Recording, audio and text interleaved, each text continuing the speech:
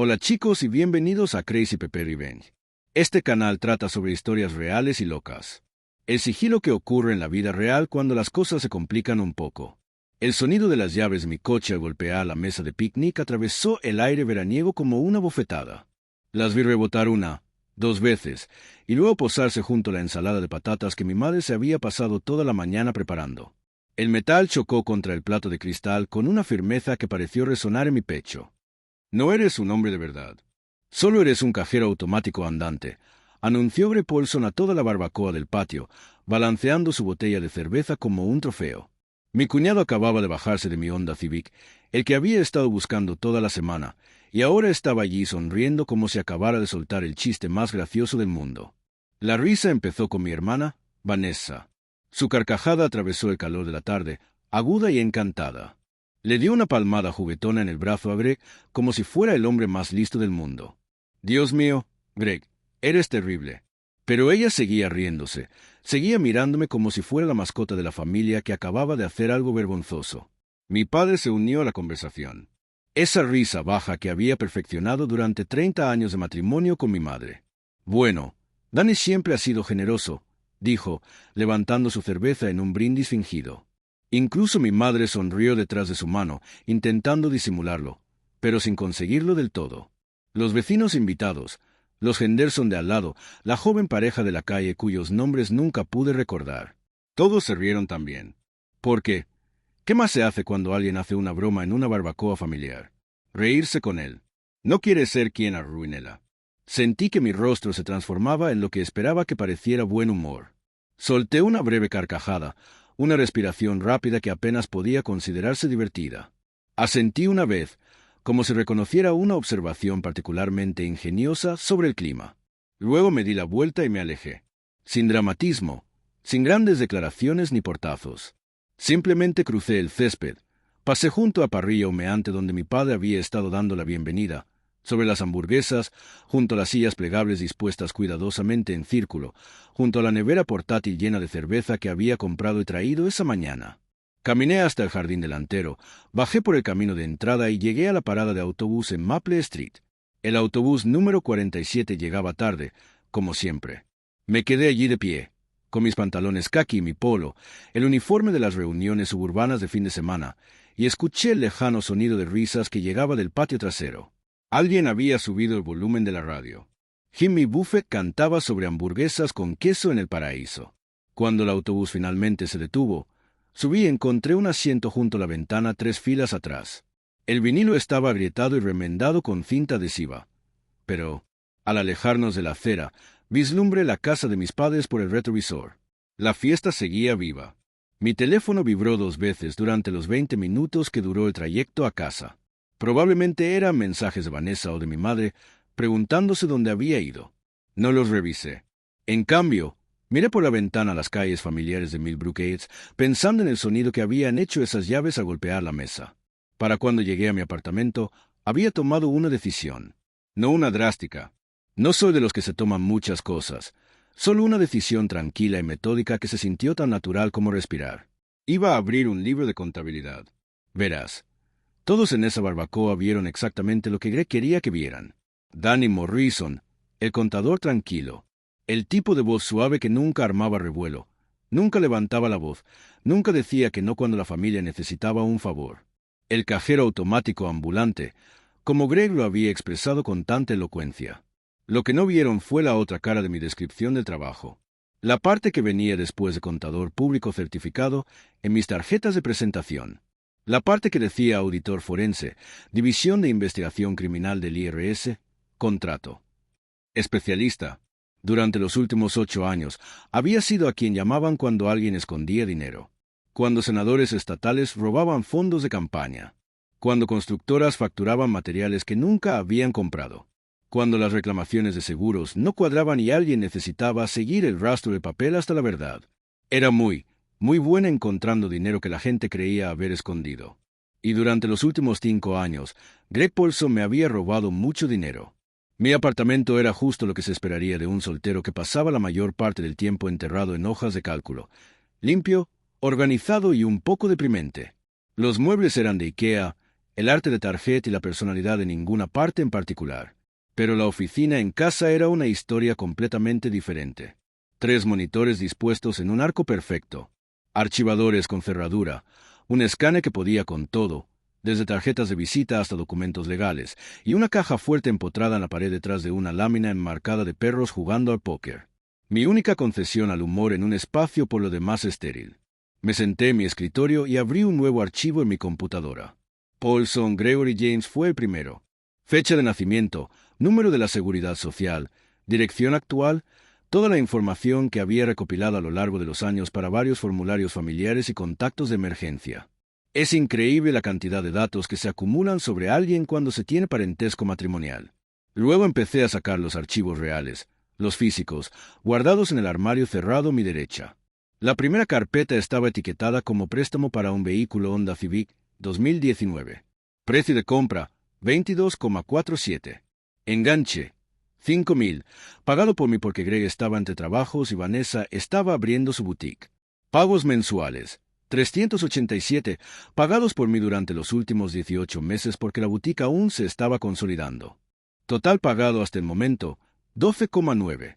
La segunda carpeta contenía la documentación del préstamo para la boutique de Vanessa. Trendy Thread se suponía que sería su sueño hecho realidad, una pequeña tienda de ropa en el distrito comercial del centro. El banco había exigido un aval con buen historial crediticio. El historial crediticio de Greg era, por decirlo con caridad, problemático. Monto del préstamo, 45,000, garantizado por mí. Pagos mensuales 6 pagados por mí durante los últimos 2 años porque la boutique estaba teniendo una temporada baja que aparentemente duró 24 meses.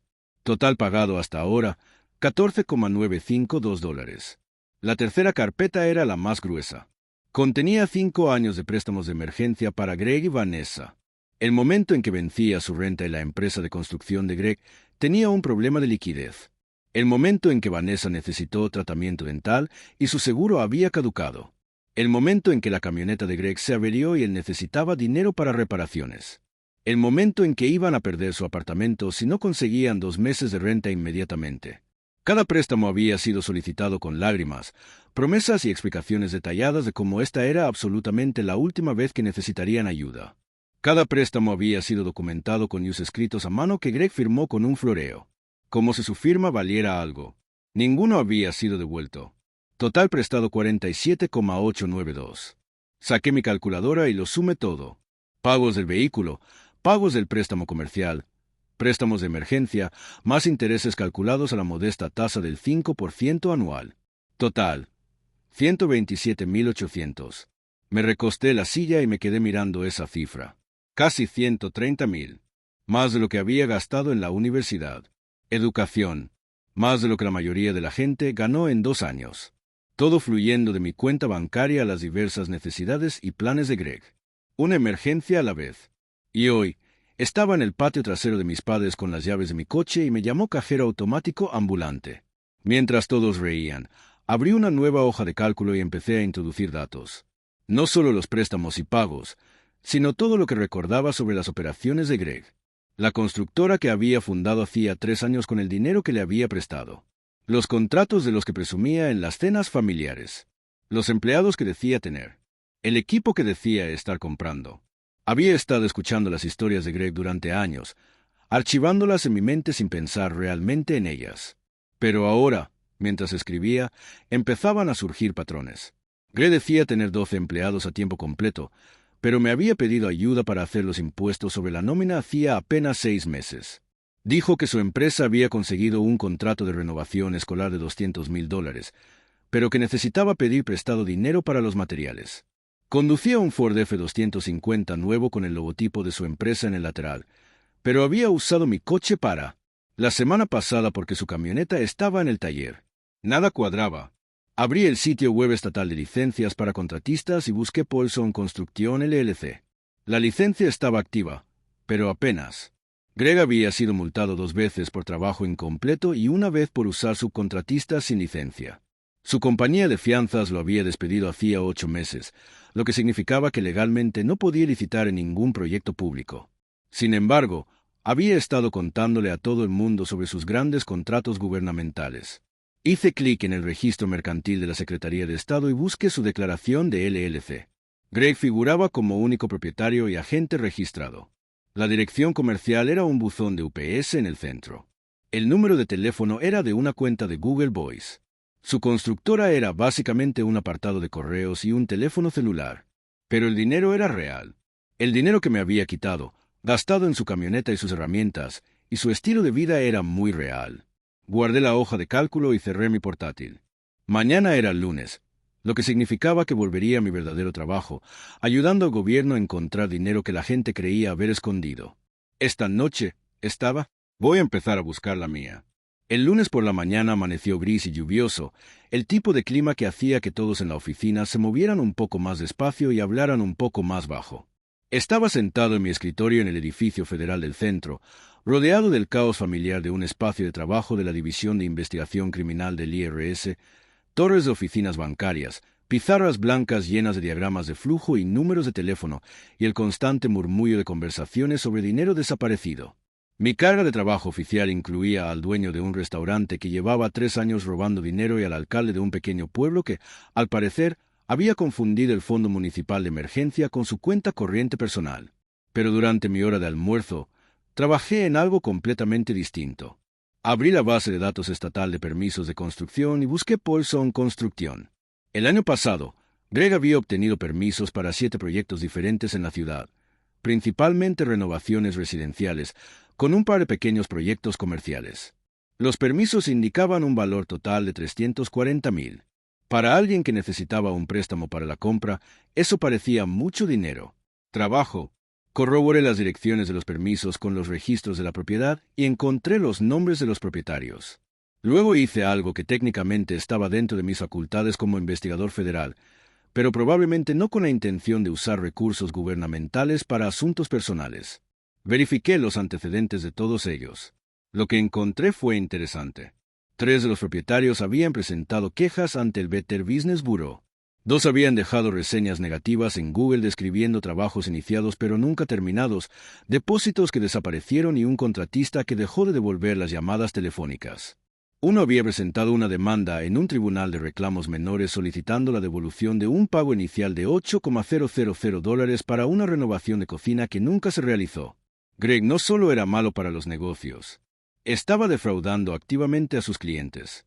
Hice copias de todo y las guardé en una nueva carpeta en mi sistema de archivos doméstico. Luego hice una llamada telefónica. Oficina de Detectives, del Departamento de Policía de Millbrook Heights. Soy Danny Morrison de la División de Investigación Criminal del IRS. Necesito hablar con alguien sobre cómo presentar una queja por uso no autorizado de un vehículo motorizado.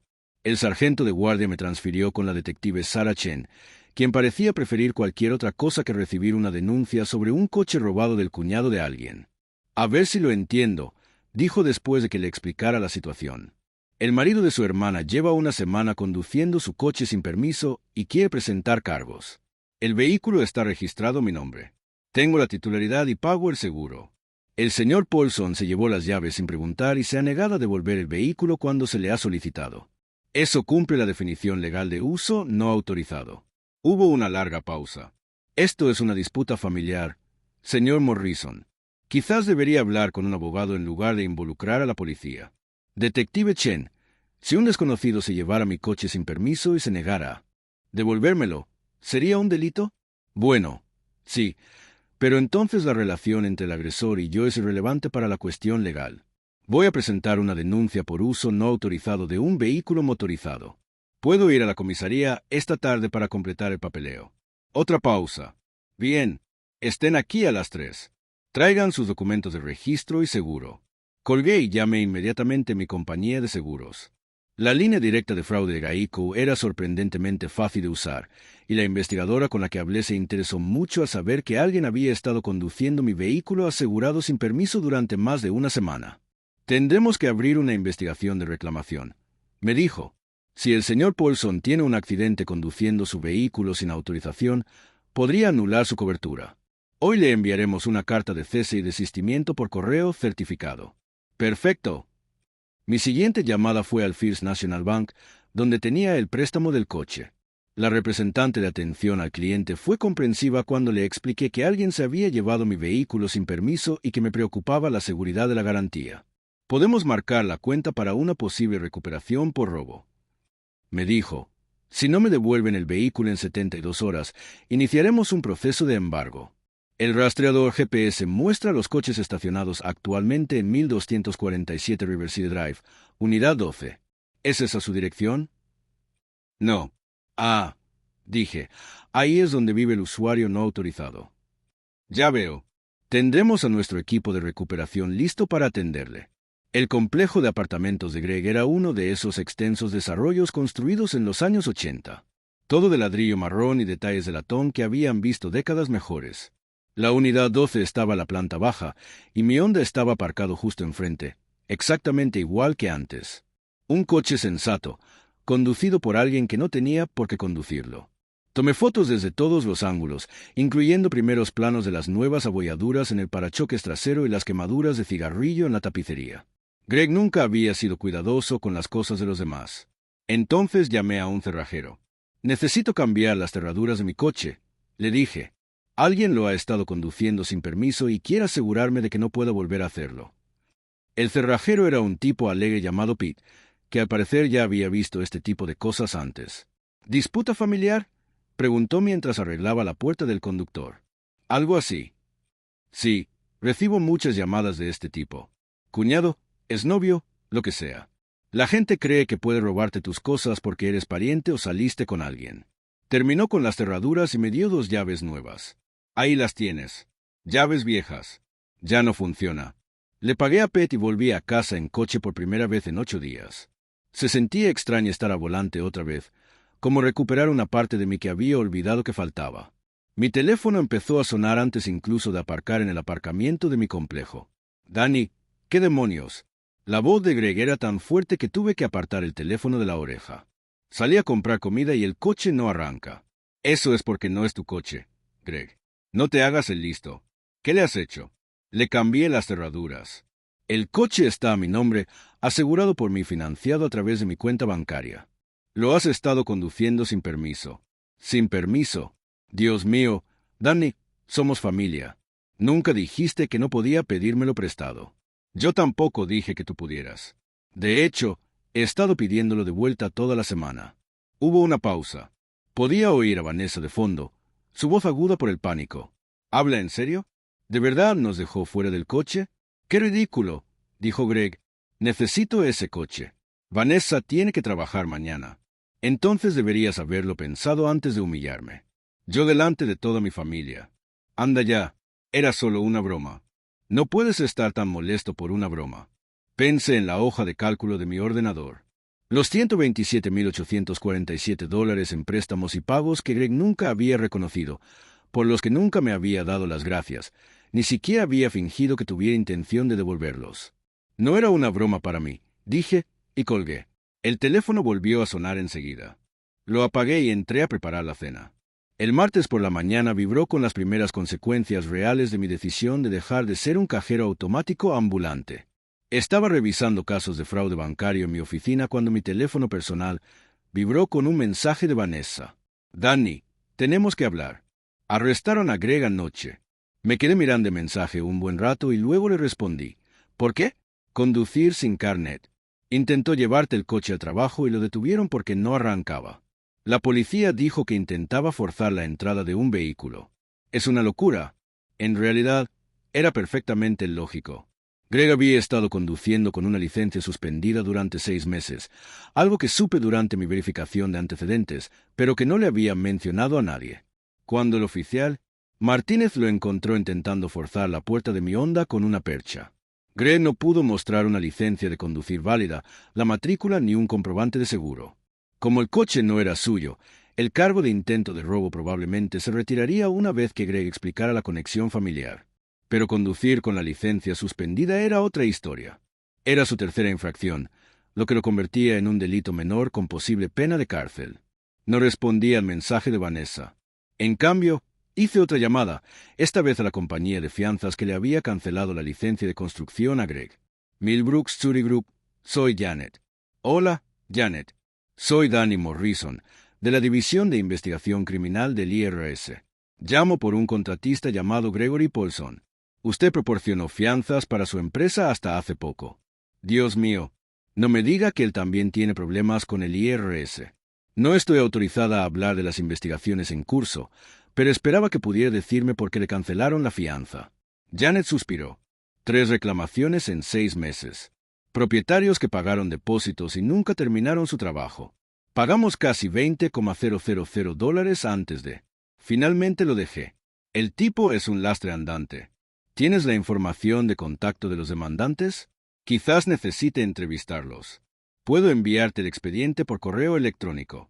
Pero te aviso, esta gente está enfadada. Muy enfadada. Uno de ellos contrató a un investigador privado para rastrear los bienes de Paulson. Eso fue interesante. ¿Qué encontró el investigador privado? No mucho. Paulson no tiene bienes reales a su nombre. Vive en un piso de alquiler, conduce una camioneta alquilada, tiene una cuenta bancaria empresarial y nunca tiene más de unos pocos cientos. O esconde el dinero muy bien, o lo gasta tan rápido como lo roba. Le di las gracias a Janet y colgué, luego me recosté en la silla para pensar. Greg estaba operando un esquema Ponzi clásico, usando depósitos de nuevos clientes para pagar materiales en trabajos anteriores, siempre un paso por delante del colapso total. Era insostenible, pero podía funcionar durante un tiempo si se tenía acceso a financiación externa. Financiación externa como la de un cuñado que nunca se negaba a una solicitud de préstamo. Mi ordenador sonó con un correo electrónico de Janet que contenía el archivo de fianzas. De Greg. Lo imprimí todo y lo agregué a mi creciente colección de pruebas. Luego hice una llamada más, esta vez a la Junta Estatal de Licencias para Contratistas. Licencias y regulación. Soy Mike. Soy Danny Morrison, de la investigación criminal del IRS. Necesito presentar una queja sobre un contratista con licencia que podría estar operando de forma fraudulenta. Mike anotó todos los detalles. Las reclamaciones impagas, la licencia de conducir suspendida, el patrón de aceptar depósitos sin terminar el trabajo. Se interesó especialmente cuando mencioné a los subcontratistas sin licencia y la fianza vencida. Abriremos una investigación de inmediato, dijo. Si la mitad de esto se confirma, la licencia del señor Paulson será suspendida en espera de una audiencia formal. ¿Cuánto suele tardar eso? ¿Suspensión de emergencia? Podemos tenerla lista para el final del día laboral de hoy. Pasé el resto de la mañana trabajando en mis casos oficiales, pero no estaba muy entusiasmado. A cada rato, pensaba en Greg, sentado en una celda, intentando comprender cómo su castillo de naipes, cuidadosamente construido, se había derrumbado tan rápido. Alrededor del mediodía, llamó Vanessa. Danny, sé que estás enojado, pero esto ha ido demasiado lejos. Lejos. Greg está en la cárcel y no puedo pagar un abogado. Mamá dice que no le devolverás las llamadas. He estado ocupado. ¿Ocupado? ¿Tu familia se está desmoronando y tú estás ocupado? Miré la pila de archivos en mi escritorio. Toda la evidencia de las prácticas comerciales fraudulentas de Greg y mi propia disposición a permitirlas. Mi familia se desmoronó hace 5 años. Vanessa. Apenas ahora me doy cuenta. ¿Qué se supone que significa eso? Significa que estoy cansado de ser el cajero automático de la familia. Significa que estoy cansado de pagar por los errores de Greg mientras me trata como basura. Y significa que he terminado de fingir que todo esto es normal. Hubo una larga pausa. No quiso decir lo que dijo en la barbacoa. Estaba borracho. No estaba borracho a las 10 de la mañana, Vanessa. Y quiso decir cada palabra. ¿Y qué? ¿Vas a destruir nuestras vidas por una broma estúpida? No estoy destruyendo nada. Simplemente ya no lo estoy arreglando. Colgué y apagué mi teléfono. Luego fui a la sala de descanso y compré una Coca-Cola en la máquina expendedora. Algo que no había hecho en meses porque había estado demasiado ocupado enviándoles dinero a Greg y Vanessa como para gastarlo en pequeños lujos. Sabía mejor de lo que recordaba. Para el jueves, el alcance completo. Los problemas de Greg se habían aclarado. Su licencia de contratista había sido suspendida. Su cuenta bancaria comercial estaba congelada en espera de una investigación y 3 clientes más habían presentado denuncias ante la policía. El periódico local publicó un pequeño artículo al respecto en su sección de negocios. Contratista local bajo investigación por fraude. Lo leí tomando un café en la cocina mientras la lluvia tamborileaba contra las ventanas. La reportera había hecho su tarea, rastreando entrevistas con 4 propietarios diferentes que habían sido estafados. La cantidad total de depósitos robados se acercaba a los 35,000. Mi teléfono había estado vibrando constantemente durante 2 días con llamadas de familiares. Mamá, papá, Vanessa, incluso mi tía Carol de Phoenix, que de alguna manera se enteró de la situación. Los había ignorado a todos, pero los mensajes de voz eran cada vez más desesperados. Danny, soy tu padre. No sé qué te pasa, pero esto tiene que parar. Greg cometió un error, pero es familia. Llámame. Danny, soy mamá. Vanessa está fuera de sí. Está hablando de perder el apartamento. Lo que sea que haya hecho Greg, seguro que no vale la pena. Por favor, llama. Danny, imbécil santurrón. Esto es, Greg, sé que estás detrás de todo esto. La suspensión de la licencia, las denuncias policiales, todo. Te crees muy listo con tu trabajo en el gobierno y tus habilidades informáticas. Bueno, felicidades. Has destrozado a una familia entera por una broma. Espero que estés orgulloso de ti mismo. Ese último mensaje me hizo sonreír. Greg por fin empezaba a entender que las acciones tienen consecuencias. El viernes por la tarde, recibí una llamada del detective Chen al trabajo. Señor Morrison, quería ponerlo al día sobre su denuncia por robo de vehículo. El señor Paulson ha sido acusado de uso no autorizado de un vehículo motorizado y de conducir con la licencia suspendida. También enfrenta cargos adicionales relacionados con sus prácticas comerciales. ¿Qué tipo de cargos adicionales? Fraude, robo con engaño, violación de la ley de licencias de contratistas. Al parecer, su denuncia abrió un nuevo capítulo. La Fiscalía está muy interesada en hablar con usted sobre qué. Usted ha estado apoyando financieramente las operaciones comerciales del señor Paulson durante varios años. Correcto. La Fiscalía quiere entender el rastro del dinero. Creen que podría ser una víctima inconsciente de su plan. Una víctima inconsciente. Supongo que esa era una forma de decirlo. Estaría encantado de cooperar con la investigación. Dije, genial. Puedes venir el lunes por la mañana y traer cualquier registro financiero que tengas relacionado con préstamos o pagos al señor Paulson. Acepté y colgué. Luego pasé el resto de la tarde pensando en lo que iba a decirle la Fiscalía. La verdad, obviamente, pero la verdad era complicada. Sí, había estado apoyando económicamente a Greg. No me había dado cuenta de que estaba usando mi dinero para financiar prácticas comerciales fraudulentas. Pero también, sí, sabía que algo no iba bien y había decidido investigar en lugar de enfrentarlo directamente. La línea entre víctima y cómplice era más delgada de lo que esperaba. El sábado por la mañana, estaba reorganizando mis archivos cuando alguien llamó a la puerta de mi apartamento. Miré por la mirilla y vi a mis padres de pie en el pasillo, ambos con aspecto mayor del que recordaba. Abrí la puerta. Danny, dijo mi madre, dando un paso adelante como si quisiera abrazarme, pero no estaba segura de si debía hacerlo. Necesitamos hablar. Los dejé entrar y les ofrecí café. ¿Qué? Acepté con gratitud. Nos sentamos en mi pequeña mesa del comedor como desconocidos, todos sin saber cómo empezar una conversación que debería haber tenido lugar hace años. Tu hermana está destrozada, dijo mamá finalmente. Está hablando de volver a casa. La boutique va a cerrar.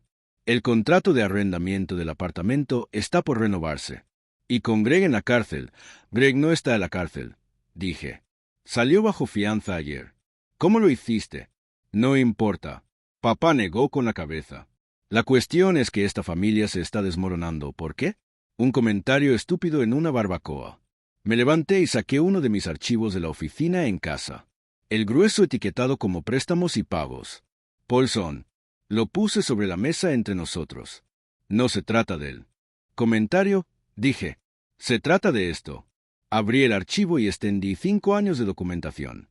Extractos bancarios que mostraban transferencias a Greg y Vanessa, copias de cheques que les había extendido para el alquiler, los pagos de su coche, sus gastos de empresa, y los que nunca se habían pagado, registros de pago de préstamos que había avalado.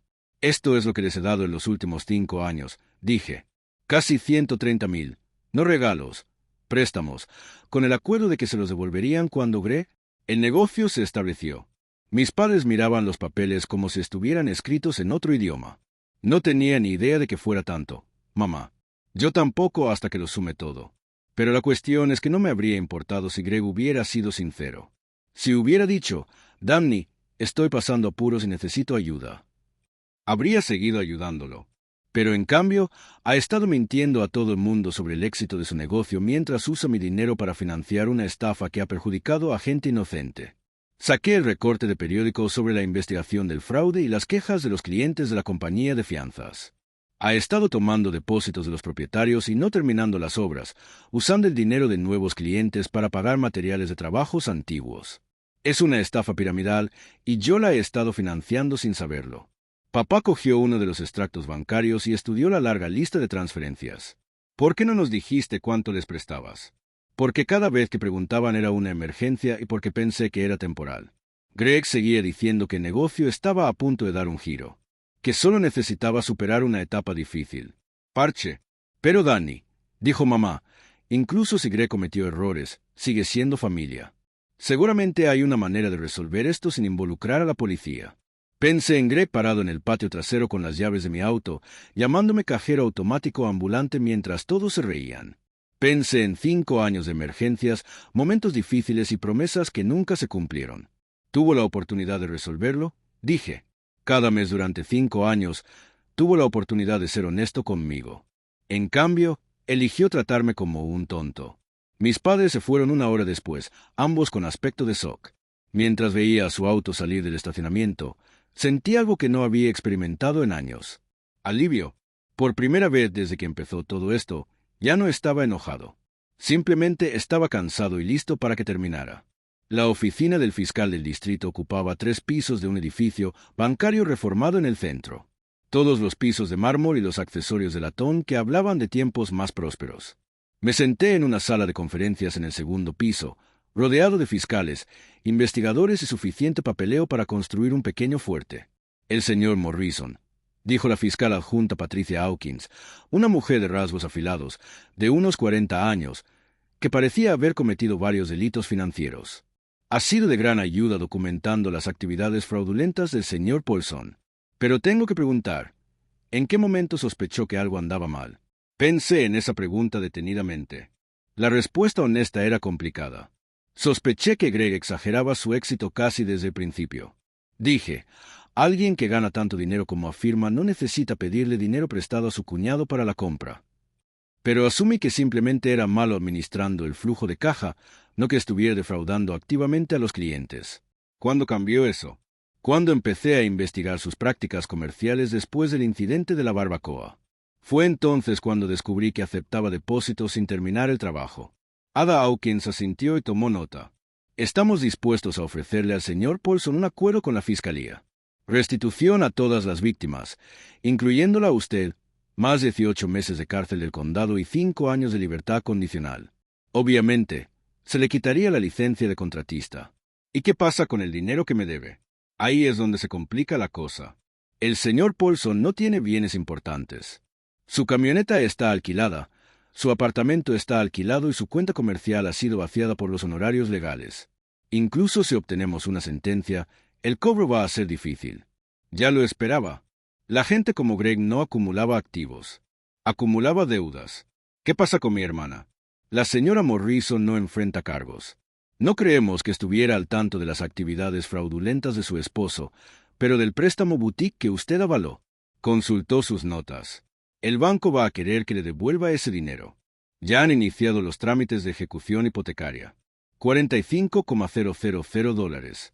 Apenas podría pagarlo, pero acabaría con la mayoría de mis ahorros. Tendré que pensarlo, dije. La reunión duró otra hora, tratando detalles sobre testimonios, pruebas y fechas de audiencias. Para cuando salí del edificio, el sol de la tarde se colaba bajo entre las torres del centro, proyectando largas sombras sobre la plaza. Mi teléfono sonó al llegar a mi auto. «Danny, soy Vanessa». Sonaba diferente, más pequeña de alguna manera. El tono seguro que siempre había caracterizado la voz de mi hermana había desaparecido, reemplazado por algo que sonaba casi a humildad. «Hoy te reuniste con la fiscalía hoy», dijo. «Las noticias corren rápido. El abogado de Greg llamó. Dice que estás cooperando con su caso». «Digo la verdad, Vanessa. Eso es todo». Hubo una larga pausa. «No sabía, Danny, sobre las quejas de los clientes, los depósitos robados, nada de eso. Pensé que el negocio estaba en apuros, pero no sabía que Greg robaba». «Te creo. ¿Y tú?» «Porque sigo pensando en todas las veces que lo defendí ante ti. Todas las veces que puse los ojos en blanco cuando preguntaste por los pagos del préstamo. Te hice sentir como si estuviera siendo mezquina por querer tu dinero de vuelta. Estaba sentada en mi auto en el estacionamiento del juzgado, escuchando a mi hermana llorar por teléfono y sentí algo moverse dentro de mi pecho. No perdón exactamente, sino una especie de reconocimiento cansado de que todos habíamos estado desempeñando papeles en una historia que era más grande de lo que cualquiera de nosotros había entendido. Greg engañó a mucha gente, Vanessa, incluyéndome a mí. Pero lo resolviste. Dejaste de permitirle. Simplemente seguí poniendo excusas. ¿Lo amabas? Eso no es un delito. Ahora mismo lo parece. Se quedó callada un momento. Danny, sé que no tengo derecho a preguntar esto, pero el préstamo boutique, el banco dice que quiere la cantidad total para fin de mes, $45,000. Sí, sé que no es justo. Sé que ya has perdido tanto dinero por nuestra culpa, pero si hay alguna manera. Cerré los ojos y pensé en la hoja de cálculo en mi computadora en casa. Todos esos cálculos cuidadosos, toda esa documentación de dinero prestado y nunca devuelto. Números que representaban 5 años de decir que sí cuando debería haber dicho que no, de ser el cajero automático de la familia porque era más fácil que enfrentar la verdad. ¿Lo pagaré? Dije. Danny, pero esta es la última vez, Vanessa. Después de esto, he terminado. No más préstamos. No más emergencias, no más rescates. Lo que sea que les pase a ti y a Greg después de esto, tendrán que manejarlo ustedes mismos. Lo entiendo. Y Danny, lo siento por todo esto. Por reírme en la barbacoa, por aprovecharme de tu generosidad, por no ver lo que Greg realmente era. Lo siento muchísimo. Colgué y me quedé en el estacionamiento otros 10 minutos, viendo cómo los oficinistas salían en tropel de los edificios circundantes. Cada uno regresaba a casa, a sus propias y complicadas situaciones, vidas y dramas familiares. Luego fui al banco e inicié una transferencia bancaria de $40,000. 6 meses después, estaba sentada en la misma sala de conferencias donde me había reunido con los fiscales. Pero esta vez estaba allí para la audiencia de sentencia de Greg. Había aceptado el acuerdo con la fiscalía, 18 meses en la cárcel del condado, 5 años de libertad condicional y órdenes de restitución, sumando un total de $47,000 para los clientes a los que había defraudado. Parecía más pequeño con su mono naranja, de alguna manera desinflado. El aire arrogante que caracterizaba cada reunión familiar había desaparecido, reemplazado por los hombros encorvados y la mirada baja de alguien que finalmente se había quedado sin culpar a nadie. Señor Paulson, dijo el juez Martínez, un hombre de rostro severo de unos 60 años que claramente había visto a muchos delincuentes de cuello blanco. Se ha declarado culpable de múltiples cargos de fraude y robo con engaño. Antes de que imponga la sentencia, ¿tiene algo que decir? Greg se levantó lentamente, con las manos esposadas. Su señoría, quiero disculparme con las familias a las que lastimé. Nunca quise que las cosas llegaran tan lejos.